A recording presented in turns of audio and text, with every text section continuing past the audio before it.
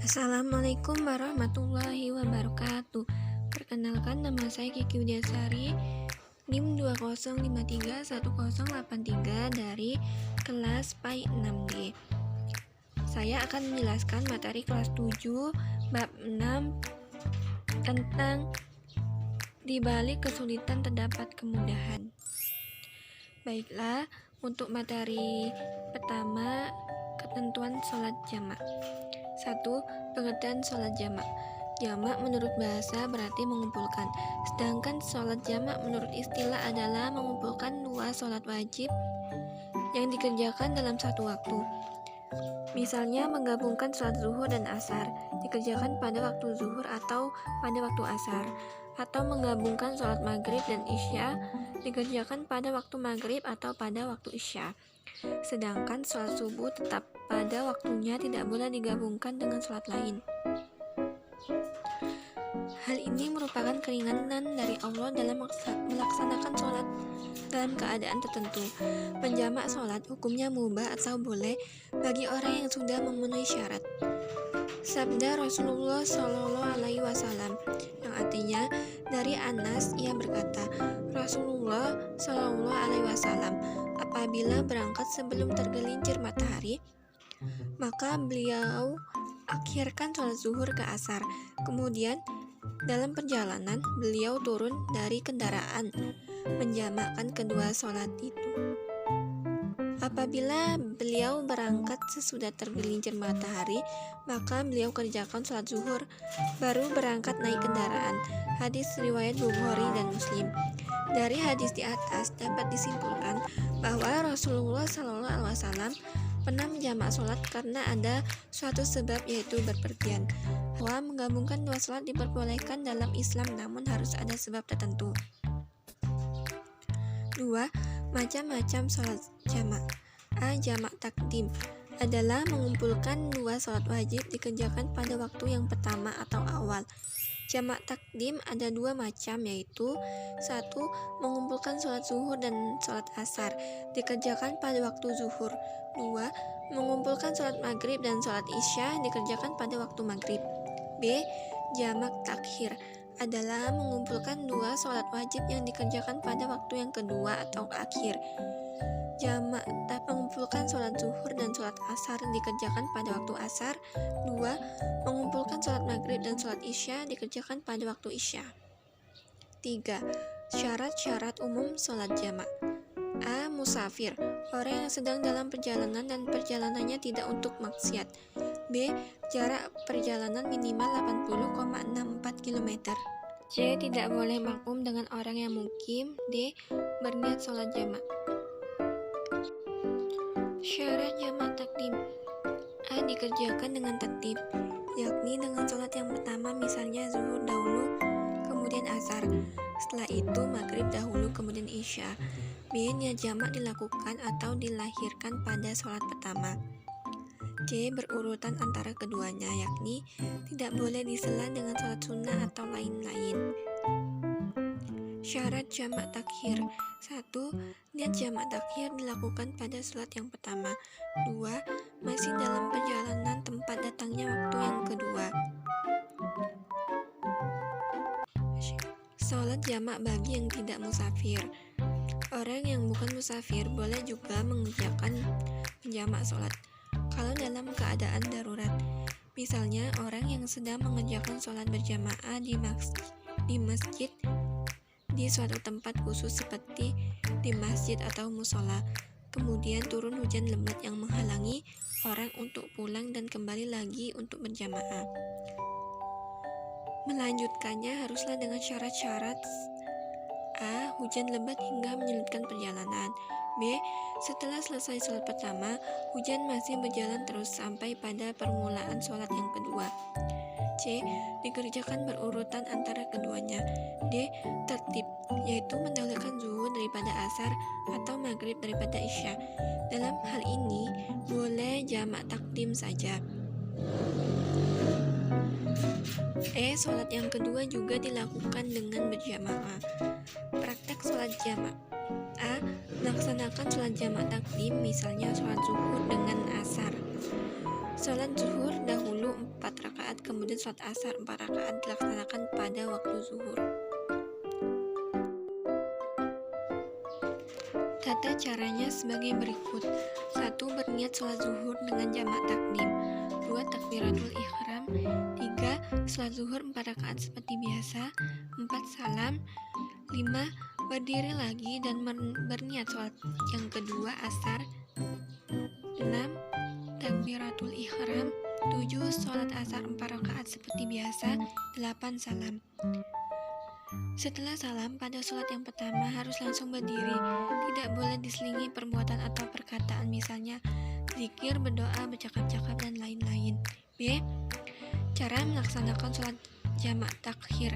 Misalnya sholat maghrib dengan isya. Boleh sholat maghrib dulu 3 rakaat, kemudian sholat isya 4 rakaat dilaksanakan pada waktu isya. Tata caranya: 1. Berniat menjamak sholat maghrib dengan jamak takhir. 2. Takbiratul ihram. 3. Sholat maghrib 3 rakaat seperti biasa. 4. Salam. 5. Berdiri lagi dan berniat sholat yang kedua isya. 6. Takbiratul ihram. 7. Sholat isya 4 rakaat seperti biasa. 8. Salam. Ketentuan setelah salam pada sholat yang pertama sama seperti sholat jamak takdim. Untuk menghormati datangnya waktu sholat, hendaknya ketika waktu sholat pertama sudah tiba, maka orang yang akan menerima takhir sudah berniat untuk menjamak takhir sholatnya, walaupun sholatnya dilaksanakan pada waktu yang kedua. B. Ketentuan sholat qasar. 1. Pengertian sholat qasar. Qasar menurut bahasa berarti meringkas, sedangkan sholat qasar adalah meringkas sholat wajib 4 rakaat menjadi 2 rakaat. Mengqasar sholat bagi orang yang memenuhi syarat hukumnya mubah atau boleh, karena merupakan rukhsyah atau keringanan dalam melaksanakan sholat bagi orang-orang yang sudah memenuhi syarat. Sholat yang boleh dikasar adalah sholat zuhur, asar, dan isya. Sholat maghrib dan subuh tidak boleh dikasar karena jumlah rakaat tidak 4 rakaat. Dalam prakteknya, sholat qasar dilaksanakan bersamaan sholat jamak jika dilaksanakan sendiri atau tidak bersamaan dengan sholat jamak. Dengan demikian, sholat jamak qasar adalah sholat jamak yang dilaksanakan dengan cara qasar atau diringkas. 2. Syarat sah sholat qasar. A. Orang yang boleh mengqasar adalah musafir yang bukan karena maksiat. B. Berniat mengqasar pada waktu takbiratul ihram. C. Jarak perjalanan sekurang-kurangnya 2 hari perjalanan kaki atau 2 marhala, yaitu sama dengan 16 farsa. C. Cara mengqasar sholat. A. Sholat yang berjumlah 4 rakaat, zuhur, asar, dan isya dapat dikosor menjadi 2 rakaat. Dalam prakteknya, bila seseorang melaksanakan sholat jamak qasar zuhur dan asar, maka zuhurnya dikerjakan 2 rakaat dan asarnya 2 rakaat. B. Sholat maghrib adalah sholat yang rakaatnya tidak bisa dikosor. Apabila dikosor tetap dilaksanakan 3 rakaat. Seseorang ingin melaksanakan jamak qasar antara sholat maghrib dan isya, maka maghrib dilaksanakan 3 rakaat dan isya 2 rakaat. Adapun sholat subuh tidak dapat dijamak ataupun dikosor. Praktik sholat jamak qasar. A. Sholat jamak qasar menggunakan jamak takdim, misalnya sholat zuhur dengan asar. Tata caranya: 1. Berniat menjamak qasar sholat zuhur dengan jamak takdim. 2. Takbiratul ihram. 3. Sholat zuhur 2 rakaat atau diringkas. 4. Salam. 5. Berdiri dan niat sholat asar. 6. Takbiratul ihram. 7. Sholat asar 2 rakaat atau diringkas. 8. Salam. B. Sholat jamak qasar menggunakan jamak takhir, misalnya sholat maghrib dengan isya. Tata caranya: 1. Berniat menjamak qasar sholat maghrib dengan jamak takhir. 2. Takbiratul ihram. 3. Sholat maghrib 3 rakaat seperti biasa. 4. Salam. 5. Berdiri dan niat sholat isya. 6. Takbiratul ihram. 7. Sholat isya 2 rakaat atau diringkas. 8. Salam. Hikmah sholat jamak dan qashar. 1. Sholat jamak dan qashar merupakan kemurahan dari Allah Subhanahu wa Ta'ala terhadap hambanya. Manakala kita sedang berpergian sehingga dapat melaksanakan ibadah secara mudah sesuai dengan kondisinya. 2. Melaksanakan sholat secara jamak dan qashar mengandung arti bahwa Allah tidak memperberat terhadap hambanya karena sekalipun sholatnya dikumpulkan dan diringkas tapi tidak mengurangi pahalanya. 3. Disyariatkan sholat jamak dan qashar supaya manusia tidak berani meninggalkan sholat karena ia dapat melaksanakan dengan mudah dan cepat. J. Sholat dalam keadaan darurat. 1. Pengertian sholat dalam keadaan darurat. Sholat fardu 5 waktu adalah suatu kewajiban yang disyariatkan Allah kepada hambanya untuk dikerjakan. Perintah sholat ini berlaku juga bagi sakit, sedang dalam kendaraan, dan orang yang sedang dalam keadaan bagaimanapun selama ingatannya masih ada, maka ia wajib mengerjakan. Bagi orang yang sedang sakit maupun orang yang sedang dalam keadaan sulit melaksanakan sholat, Allah memberikan keringanan sesuai dengan kondisinya masing-masing. Dengan demikian, sholat dalam keadaan darurat adalah sholat yang dalam keadaan terpaksa. Sholat dalam kendaraan. Seseorang yang berpergian dengan kendaraan tidak bisa melakukan banyak aktivitas secara normal, termasuk melaksanakan sholat. Mengingat kita di atas kendaraan, bisa menjadi tidak memungkinkan untuk sholat dengan sempurna. Karena itu, ada beberapa catatan penting yang perlu diperhatikan. 1. Sholat wajib harus dilakukan dengan cara sempurna, yaitu dengan berdiri, bisa ruku, bisa sujud, dan menghadap kiblat. Jika di atas sebuah kendaraan seseorang bisa sholat sambil berdiri, bisa ruku, bisa sujud, dan menghadap kiblat, maka dia boleh sholat wajib di atas kendaraan tersebut seperti orang yang sholat di kapal. 2. Bersuci atau wudhu. Bila tidak memungkinkan menggunakan air karena keterbatasan air, boleh bertayamum. 3. Jika di atas sebuah kendaraan seseorang tidak mungkin sholat sambil berdiri dan menghadap kiblat, maka cara sholatnya adalah duduk semampunya. 4. Jika di atas kendaraan mampu sholat sambil menghadap kiblat, maka wajib sholat dengan menghadap kiblat, meskipun sambil duduk.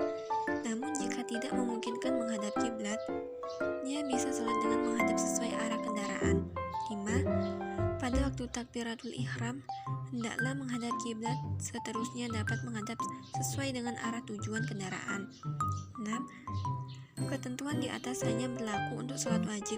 Adapun sholat sunnah boleh dilakukan dengan duduk dan tidak menghadap kiblat, meskipun dua hal itu bisa dilakukan. B. Sholat bagi orang sakit. Orang yang sedang sakit diwajibkan pula melaksanakan sholat selama akal dan ingatannya masih sehat dan masih sadar. Sholat adalah fardu ain, yaitu kewajiban yang harus dilaksanakan oleh setiap pribadi muslim. Telah kita ketahui bersama bahwa sholat itu tiang agama, maka barang siapa yang mendirikan sholat berarti agamanya telah tegak. Sebaliknya, jika meninggalkan sholat berarti agamanya telah roboh. Karena pentingnya sholat itu, maka dalam kondisi dan situasi apapun, kita wajib melaksanakan sholat. Bagi orang yang tidak bisa berdiri, maka dapat mengerjakan sholat dengan duduk seperti duduk di antara dua sujud. Jika tidak mampu duduk dengan berbaring atas lambung, dan jika tidak mampu maka dengan berbaring terlentang. Tata cara sholat dalam keadaan darurat. 1. Sholat berdiri tetapi tidak bisa ruku atau sujud. Orang yang mampu berdiri namun tidak mampu ruku atau sujud, ia tetap wajib berdiri. Ia harus sholat dengan berdiri dan melakukan ruku dengan menundukkan badannya. Bila ia tidak mampu memungkukkan punggungnya sama sekali, maka cukup dengan menundukkan lehernya, kemudian duduk lalu menundukkan badan untuk sujud. Dalam keadaan duduk, dengan mendekatkan wajahnya ke tanah sebisa mungkin. 2. Cara sholat dengan duduk. A. Sholat dengan duduk boleh dilakukan dengan berbagai posisi duduk, tetapi yang lebih utama adalah dengan duduk iftirashi seperti ketika tasyahud awal. B. Duduklah seperti duduk di antara dua sujud seperti pada Tasyahud awal kab, membaca doa iftitah, Fatihah dan membaca ayat Al-Quran. C. Ruku, yaitu dengan duduk membungkuk membaca tasbih ruku sebagaimana biasa. D. I'tidal, dengan duduk kembali. E. Sesudah itu sujud sebagaimana sujud biasa dengan membaca tasbih, kemudian menyempurnakan rakaat yang kedua sebagaimana rakaat yang pertama. 3. Cara sholat dengan tidur pada lambung. A. Hendaklah berbaring dengan di atas lambung kanannya atau tidur miring, membujur ke selatan dan posisi kepala berada di utara. C. Telinga sebelah kanan tertindih kepala bagian kanan. C. Perut dada kaki menghadap kiblat.